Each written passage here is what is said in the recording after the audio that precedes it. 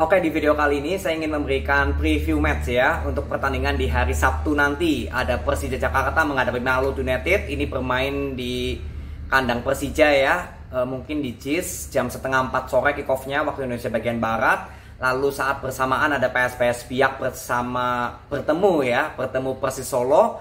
Lalu jam 7 malamnya ada Persebaya Surabaya menghadapi Bali United. Kita bahas dulu dari Persija Jakarta menghadapi Maluku United. Ini dua tim yang sama-sama di sektor depannya cukup bagus ya. Karena ya untuk Persija sudah menciptakan 7 gol, sedangkan untuk Maluku United sudah menciptakan 6 gol. Jadi sektor depan sama-sama bagus. Lalu di sektor belakang Persija masih tanpa kemasukan, sedangkan untuk Maluku United sudah kemasukan total 4 gol. Jadi untuk sektor belakang ya Persija Jakarta dalam 2 pertandingan jauh lebih bagus ya, karena masih 0 gol kemasukannya. Nah, poin penting menurut saya untuk Persija Jakarta ketika kemarin saya nonton ya dari 2 pertandingan sebelum ini, saya bilang di masalah pelatih dulu.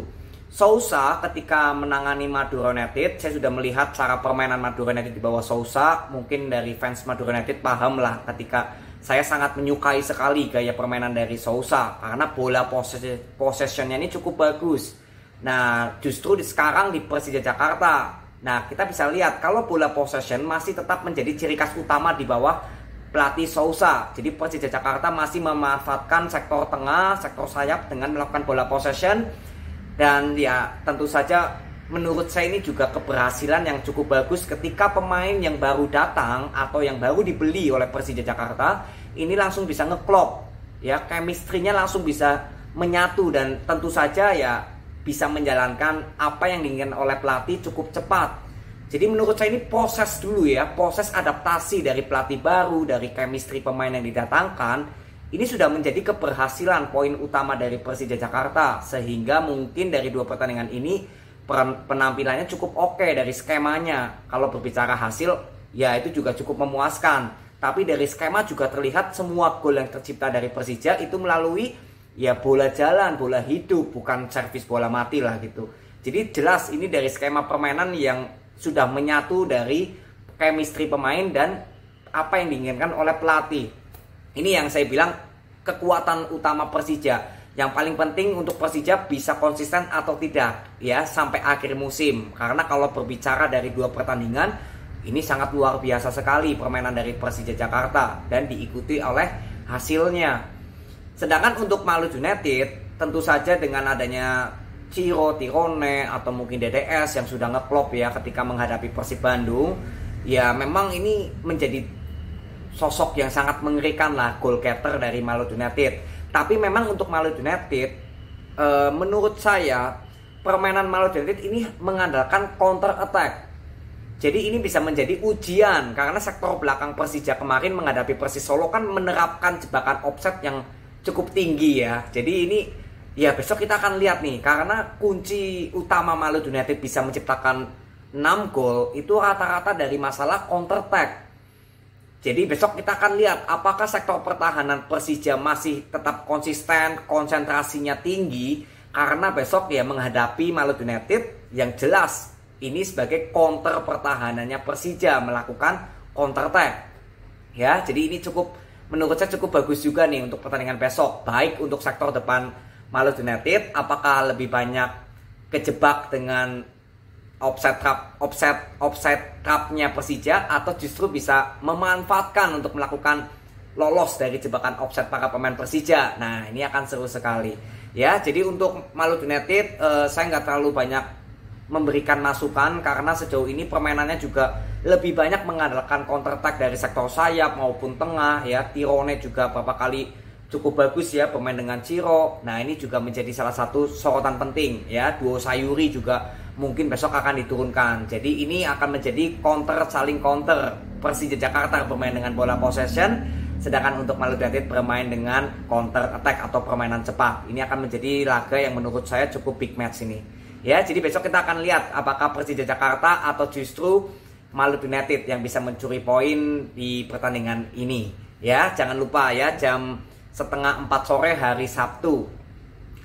Lalu next ya, setelah itu ada pertandingan selanjutnya. Kita akan lihat di sini tadi apalan apa ya tadi ya, PSPS Biak ya lawan Persis Solo. Ini bersamaan juga dengan Persija lawan Maluku United. Jadi untuk PSBS Biak saya nggak terlalu banyak bisa mengambil analisa karena saya nggak terlalu mengerti dari masalah kedalaman skuad, dari pelatih, lalu dari segi pemain saya belum terlalu paham banget. Jadi saya takut salah ya, lebih baik saya nggak berkomentar dulu. Tapi untuk Persis Solo sebetulnya saya sudah nonton kemarin lawan Persija Jakarta dengan permainan yang menurut saya Persis Solo ini sudah cukup bagus.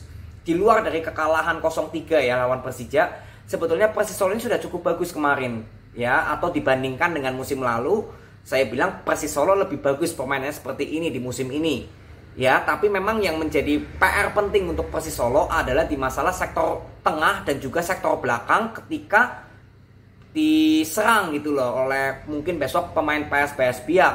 Karena kemarin ketika menghadapi Persija, pemain tengah kurang cepat melakukan penutupan kepada playmaker dari Persija. Alhasil sektor belakang dari Persis Solo ya sedikit kewalahan ketika Persija Jakarta bisa memberikan ya passing-passing yang akurat juga.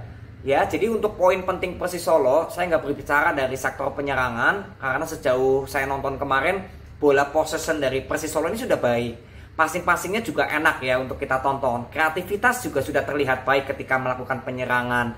Tinggal di masalah pertahanan ya. Ini transisi sektor tengah semoga bisa lebih cepat melakukan penutupan atau man to man dengan pemain tengah dari PSBS Biak yang mungkin akan menjadi salah satu playmaker nanti. Jadi pemain belakang Persis Solo nggak terlalu langsung bertemu dengan pemain-pemain yang tinggal melakukan finishing gitu loh. Ketika kemarin lawan Persija kan terlihat tuh. Nah ini semoga besok ada evaluasi dari pelatih Persis Solo agar sektor tengah dan sektor belakang lebih bisa maksimal, lebih bisa kompak dan ya cepat untuk melakukan man to man dulu di sektor tengahnya Persis Solo ya. Jadi mungkin ini poin penting untuk Persis Solo. Kalau PSBS Biak ya mungkin besok kita akan lihat permainannya seperti apa baru kita review ya. Nanti kita akan ketemu di hari Sabtu ya. Ini jam 3:30 sama seperti Persija menghadapi Maluku United. Lalu next ya jam 7 malam ini juga big match ya karena Persebaya Surabaya dengan Bali United sama-sama termasuk bagian wilayah timur Indonesia, walaupun Persebaya Surabaya masih di Jawa Timur ya, tapi ini sedikit big match karena lokasinya ya nggak terlalu jauh juga.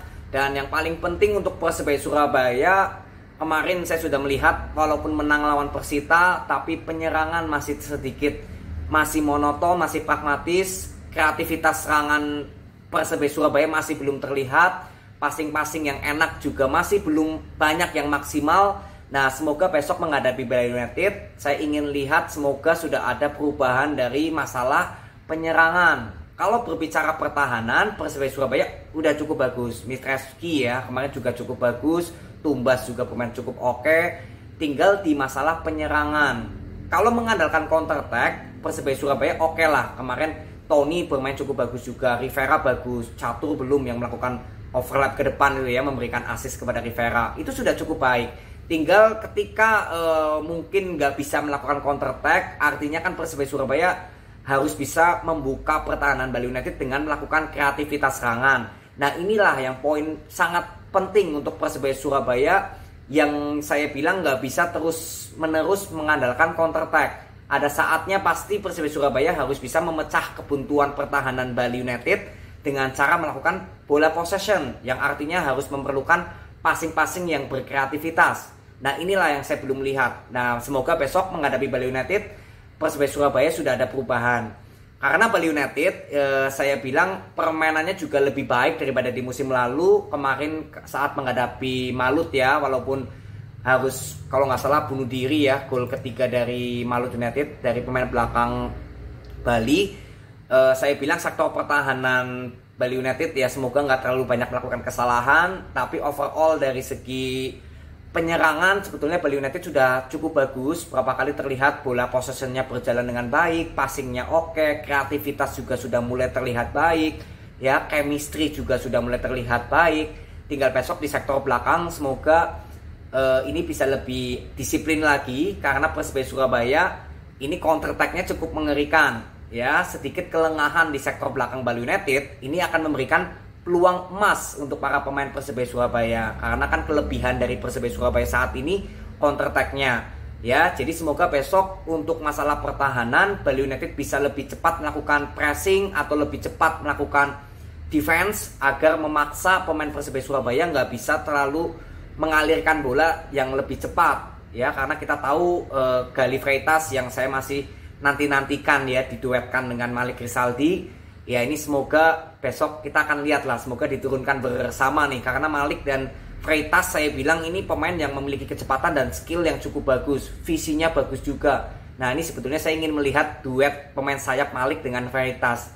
Kalau di sektor depan saya belum terlalu paham ya bagaimana kualitas pemain depannya Persebaya, tapi yang saya ingin lihat ini sebetulnya Galih dengan Malik.